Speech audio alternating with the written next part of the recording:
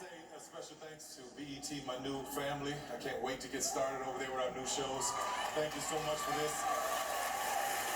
To Scott and everybody over there, thank you so much. To Viacom, Shari, who's here, Bob, everybody. Listen, from my heart, I want to say thank you. I couldn't help but think about my mother. Sit down, sit down, sit down, sit down. I couldn't help but think about my mother. I remember being a kid at about 5 years old. She would take me into the projects with her when she played cards on Friday nights with a bunch of women. Now, these women didn't have more than a 12th grade education, but they were smart black women. They were powerful black women. They had great stories to tell. And I was a 5-year-old kid sitting there on the floor playing with my Matchbox cars, listening to them talk about their men, their relationships, and their pains. And when one of them would get really sad, another woman would come in and make a joke, and they'd all start laughing. I didn't know I was in a master class for my life. I would get home, and my father would be beating my mother and doing all kinds of things and saying all kinds of stuff to her, and he would leave the room, and I'd walk in, and I'd imitate one of those women, and she would start laughing. There was a power in that I didn't really get until I got older. I remember being about 11, 12 years old on my way to my new school, and I got to this intersection. I had to walk past pimps, prostitutes, literally walk through a graveyard, get to this intersection, 6-lane intersection, and there was a man standing there saying, "Will someone help me cross? Will someone help me cross?" And there were all of these people that kept passing by him and passing by him. I said, "I'll help you cross." So he told me he was going to my school and he was going to sell candy there. That's how he made his living. So I helped him cross the street to get there. We became good friends. His name was Mr. Butler. That moment reminded me of my mother, bringing her out of pain into laughter to help her cross.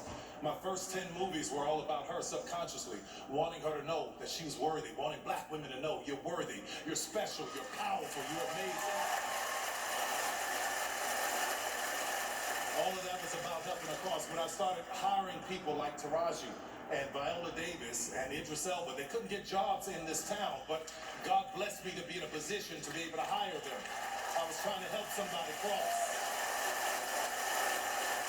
When I built my studio, I built it in a neighborhood that is one of the poorest black neighborhoods in Atlanta, so the young black kids could see that a black man did that and they can do it too. I was trying to help somebody cross. The studio was once a Confederate Army base, and I want you to hear this, which meant that there was Confederate soldiers on that base plotting and planning on how to keep 3.9 million Negroes enslaved. Now that land is owned by one Negro.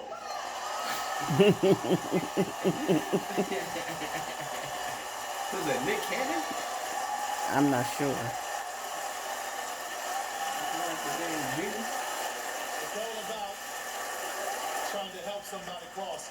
While everybody was fighting for a seat at the table, talking about Oscar so white, I said, y'all go ahead and do that. But while you fighting for a seat at the table, I'll be down in Atlanta building my own. Because what I know for sure is that if I could just build this table, God would prepare it for me in the presence of my enemies.